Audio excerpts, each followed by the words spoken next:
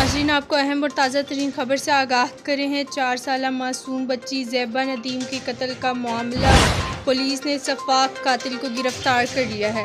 ये अहम खबर सामने आई है कि जैसा कि लोकल पुलिस ने सबसे पहले निशानदही की थी इस वाक़े की कि 4 साला मासूम बच्ची के अगवा किया गया और फिर उसकी बोरी बंद लाश बरामद हुई, जिससे इलाके में खौफ व हरास फैल गया था।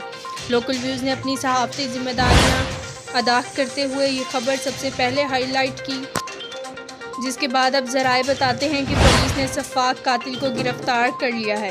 आपको ये जानकर बहुत हैरानगी होगी कि बच्ची का सगा चाचा बच्ची का कातिल निकला है। ये अफसोसनाक खबर दे रहे हैं कि बच्ची के सगे चाचे ने बच्ची का कत्ल कर दिया।